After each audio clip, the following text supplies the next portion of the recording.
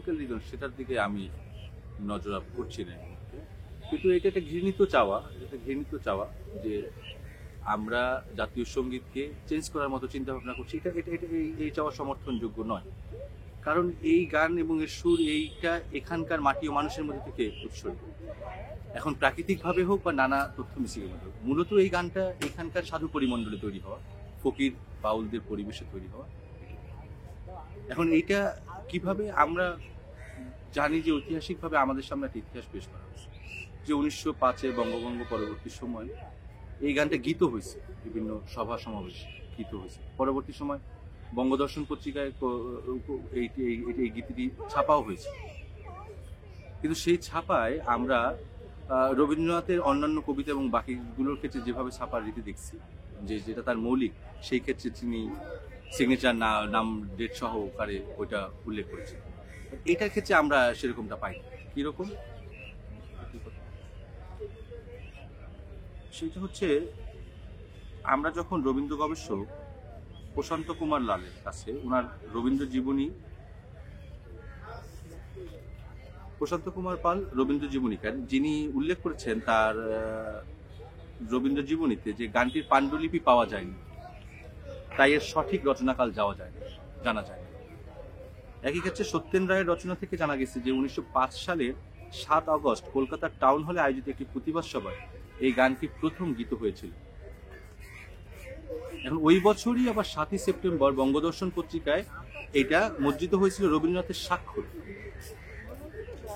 কিন্তু 7ই আগস্টে যে সভার কথা বলা হয়েছে, সেই সভার কোনো রেফারেন্স পরবর্তী সময় প্রশান্ত কুমার পাল পাননি। এটা গেল এই গান সম্পর্কিত, এটা রবীন্দ্রনাথের গীত সম্পর্কিত দালিলিক অবস্থান, যেটা রবীন্দ্র জীবনীকাররা উল্লেখ করেছে। আবার এই গান সম্পর্কিত রবীন্দ্রনাথের নিজের কোনো স্টেটমেন্ট নাই, কোনো পটভূমিও বলেন নাই, তারিখ উল্লেখ করেন নাই যিনি সম্পাদক করেছেন। কেন এটা তারিখ কেন গুরুত্বপূর্ণ? কারণ বঙ্গভঙ্গ বিরোধী মুভমেন্টের সময় যখন এই গান ব্যবহৃত হয়েছে, তার মানে হচ্ছে এই গানের বিশেষ নেচার অবশ্যই আছে, অর্থাৎ এই গানের ক্ষেত্রে তারিখ থাকাটা বাঞ্ছনীয়। এমন না যে রবীন্দ্রনাথের টেক্সট আমরা তারিখে পাইনি, লালন ফকিরের গান আমরা তারিখে পাইনি, সেটা সংগ্রহে আছে, কিন্তু রবীন্দ্রনাথ আমাদের ক্ষেত্রে তা না। রবীন্দ্রনাথের ক্ষেত্রে সকল কিছু আমাদের ডকুমেন্টেশন। এটা গেল আমাদের এখানে সন্দেহের জায়গা। অপরদিকে নদিয়ার যে সাধু ফকিররা আমাদের মাঝখানে আছে, এই সাধু ফকিরদের মাঝখানে আমাদের প্রবীণ এবং সকলের কাছে ভালোবাসার পাত্র ফকির নহির শাহের সাথে আমাদের প্রত্যক্ষভাবে সাক্ষাৎকারের সাথে কথা হচ্ছে। তিনি বলছেন যে তিনি একজন মুক্তিযোদ্ধা। তিনি বলছেন যে মুক্তিযুদ্ধের সময় আমরা অনুপ্রেরণা হিসাবে এই গান গেয়েছি, সেটা রবীন্দ্রনাথের ভণিতায় না, কারণে না, দ্বিজের ভণিতা।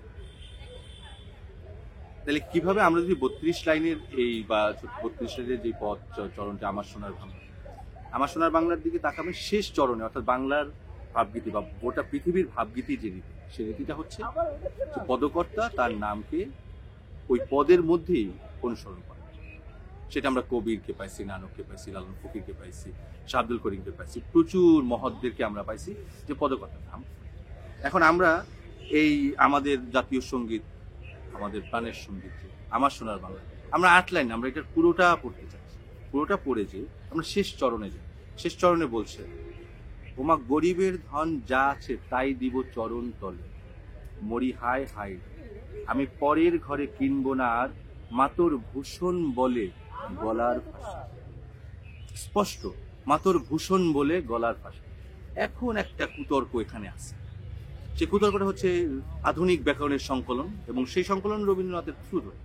দেখেন সেই সংকলনে দেখবেন এইখানে এই বলের উপরে একটি অ্যাপোস্ট্রফি আছে, বল, এবং এটা লোক চিহ্ন। বলছে যে এটা হবে কি বইলে, মানে হচ্ছে মতো বা ন্যায়, ওই রকম। বলছে যে ভূষণের ন্যায় গলার ফাঁসি, না, এটা অর্থ তৈরি করে এই গানে। কেন কয় না? কেন? রবীন্দ্রনাথের প্রতি আমাদের এই সন্দেহের কিছু জায়গা আমরা উল্লেখ করছি। কিভাবে? রবীন্দ্রনাথ একজন সংগ্রাহক, একজন বড় মাত্রার সংগ্রাহক। বাংলার ভাব সঙ্গীত থেকে শুরু করে ভাবগীতির প্রচুর সংগ্রহ তিনি তার জমিদারিকালীন সময় করেছেন এবং অপরাপর সময় তিনি করেছেন। কিন্তু সংগ্রহকে তিনি প্রকাশ করেছেন বঙ্গদর্শন পত্রিকায় করেছেন, প্রবাসী পত্রিকায় করেছেন, আরো বেশ কিছু পত্রিকা, তাদের ফ্যামিলি ওয়াইজ, সে সকল পত্রিকা তিনি করেছেন। এখন এই করতে যে উনি পরবর্তী সময় কি করলেন তার উদাহরণ কিছু। শক্তিনাথ ঝা ওনার এই জাতীয় সংকলন থেকে সংগ্রহ তৈরি করতে গেলেন বাংলার লোক সংগীতের এবং সেইখানে তিনি উল্লেখ করলেন যে কথা, সেটা হচ্ছে এরকম যে লালনের গান সংস্কার, পরিবর্তন ও পরিবর্জনের ক্ষেত্রে রবীন্দ্রনাথেরই নিজস্ব জীবন বিশ্বাস ও মূল্যবোধ বিশেষভাবে সক্রিয় ছিল। কিন্তু দেখুন, এই রবীন্দ্রনাথ তিনি পুঁথি সংকলনের ব্যাপারে রবীন্দ্রনাথ এক জায়গায় বলছেন, স্পষ্ট রবীন্দ্রনাথ গুণী মানুষ, তিনি বলছেন যে আধুনিক ব্যাকরণ নীতি মানিয়া যাহারা প্রাচীন পুঁথির সংকলন করেন, সম্পাদনা করেন, তাহারা পরম অনিষ্ট করেন। চমৎকার কথা। আসলে আমরা কেন সংকলনের দিকে যাবো? অ্যাজ ইট ইজ সেটা প্রকাশ হয়। এখন সেই অ্যাজ ইট ইজ উনি প্রকাশ করেননি। কেন করেননি তার কিছু প্রমাণ আমরা দিচ্ছি। যেমন ধরেন, উনি সাইজির একটি পদের ক্ষেত্রে মূল টেক্সটে, অর্থাৎ ভোলাই শাহ ফকিরের যে খাতাটা রবীন্দ্রনাথ তার সংগ্রহে নিয়েছিলেন, যদিও পরবর্তী সময় সেই খাতা আর আমরা ফেরত পাইনি, সেই খাতায় যেটা ছিলেন সেটা ছিল ধরেন অধীন লালন। এখন তিনি সেটা না নিয়ে তিনি লালন কয় কাতর ভাবে এইটা নিলেন, অর্থাৎ তার চয়েসকে তিনি চাপিয়ে দিতে চাইলেন যিনি পদক। এটার প্রমাণ আরো আছে। তিনি করলেন কি, তিনি সর্বপ্রথম সম্ভবত খাঁচার ভিতর অচিন পাখি সাজির এই পদটাকে তিনি তার একটা উপন্যাসে ব্যবহার করলেন। মজার ব্যাপার হচ্ছে, এই উপন্যাসে উনি প্রথম আড়াইকলি ব্যবহার করলেন। শেষ স্তবক, অর্থাৎ যে স্তবকে পদকর্তার নাম থাকে সে স্তবক তিনি ওখানে উল্লেখ করলেন না, এবং গোটা উপন্যাসের কোথাও তিনি বললেন না যে এই গানটি সংগৃহীত বা মিনিমাম সংগৃহীত। আমরা বললাম পদকর্তার নামও তিনি বললেন সংগৃহীত। অর্থাৎ সংগ্রাহক রবীন্দ্রনাথের, সম্পাদক হয়ে ওঠা রবীন্দ্রনাথ, প্রকাশক রবীন্দ্রনাথের যে অবস্থান, সেইখানে তাকে আমরা সৎ হিসাবে পাই না। এভিডেন্স তাকে সৎ বলে না, এরকম প্রচুর এভিডেন্স। এখন কেন আমরা বিশেষত আমার সোনার বাংলার মতো পদ, তাকে কেন আমরা টেনে হিস্ট্রি নিয়ে যেতে চাই যে এটা নদিয়ার ফকিররা লিখছেন, এটা রবীন্দ্রনাথ লেখেন নাই? কারণ হচ্ছে নদিয়ার ফকিররা এই গানটাকে ব্রিজের ভূমিকায় রবীন্দ্র, এবং এই গানের সুর নিয়ে প্রথমত এটা দীর্ঘ পেটাল ছিল। অবশেষে না পেরে গগন হরকারকে শিখে করেছে। ছোট্ট গগন হরকার না, মৌলিকভাবে বলা যাবে না, কারণ ছোট্ট ওটা নদিয়ার প্যাটার্ন। নদিয়া এই প্যাটার্নের সুর আছে, নদিয়ার এরকম প্যাটার্নিক সুর আছে 4-5টা 10টার মতো, যে প্যাটার্নে বিভিন্ন প্রচুর মহতের একই ধরনের পদ আছে। এবং এর যে গীত, এর গীতের ধারণা, সে ধারণা বলছে এতে মাতৃভাষা, সেটা রবীন্দ্রনাথের সাথে যায়। এবং সর্বশেষ যে বাংলার গানের পরম্পরার একটা বড় অংশের গানের পরম্পরা গুরু শিষ্য পরম্পরায় এগিয়ে গেছে। ব্রিজ এইরকম গুরুত্বপূর্ণ সাধক আমাদের এখানে, যদিও ব্রিজের সংকলন আমাদের এখানে করা হয়, পরিবেশ সংকলন হয় বা, কিন্তু তার অপর পিঠের কথা হচ্ছে ব্রিজের বোধ হয় এই যে তার বিখ্যাত গান হচ্ছে কি বলে এই গানটাকে, হৃদমাজারে রাখিব ছেড়ে যাব না, এটা ব্রিজভূষণ চাঁদের। দেখবেন যে এই পদের যত আপনি শহুরে সংকলন, যত আমাদের শিল্পীদের সংকলন পাবেন, সেই সংকলনে কোথাও শেষচরণ উল্লেখ করা হয় না। এই গানের বিকৃত আছে, শেষচরণ পদকর্তার নাম নাই। এরকম প্রচুর প্রচুর সাইজির গান, অপর মহতের নামে, অপর মহতের নাম সাইজির নামে, এই ওলট পালট খেলা প্রচুর। আমাদের সন্দেহর জায়গাটার অন্যতম ভিত্তি হচ্ছে এই পদ নদিয়ার ফকিররা গিয়ে থাকেন ব্রিজের ভূমিকায়।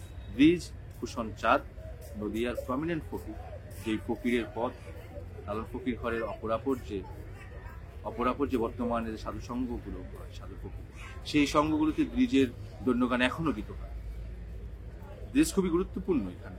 ব্রিজের পদ এটা, প্রকৃতি এবং বঙ্গের এই যে আমার তার চমৎকার মাতৃবন্দনা ফুটে ওঠে এই গান, সেই গানের সম্মান ব্রিজভূষণ চাঁদের পাওয়া। আমরা তাকে তার সম্মান কথা বলছি, এবং আমরা বলছি এটা নিয়ে, এটা আমাদের দাবি, সেটাকে গবেষণা হতে পারে, সেটা নিয়ে আরো টেস্টিফাই হতে পারে যে এই দাবির অবস্থান। কিন্তু আমাদের সন্দেহের জায়গাগুলো হচ্ছে এই জায়গা, যে এটা নদিয়ার ফকিররা গিয়ে থাকেন, ব্রিজের ভূমিকায় গিয়ে থাকেন, এবং একই সময় টেক্সটে যেখানে বলা হচ্ছে আমার সোনার বাংলা গানের পটভূমিকা কি, রবীন্দ্র জীবনীকাররা এই গানের কোনো পাণ্ডুলিপি খুঁজে পাননি। এই গানটা বঙ্গভঙ্গের সময় তৈরি হলে, এই ইম্পর্টেন্স সময় রবীন্দ্রনাথ যেভাবে অ্যাক্টিভ ছিলেন, এই গানের পাণ্ডুলিপি থাকা অবশ্যম্ভাবী, যদি এটা রবীন্দ্রনাথ নিজের গান হয়। রবীন্দ্রনাথ সংগ্রহ করলে সেটা সিগনেচার দিয়ে তিনি অবশ্যই পাঠাতে পারেন সম্পাদকের কাছে, অবশ্যই সেখানে তিনি তারিখ দেবেন না, কারণ রচনাকাল রবীন্দ্রনাথ জানেন না, এটা স্বাভাবিক। আমি রবীন্দ্রনাথকে তার অবস্থান থেকে, জায়গা থেকে সঠিক ধরে নিচ্ছি। আমরা ভুল করতেছি, আমরা বুঝতেছি যে ওটা যেহেতু ছাপা হয়েছে অথবা রবীন্দ্রনাথের নামে যেতে হবে।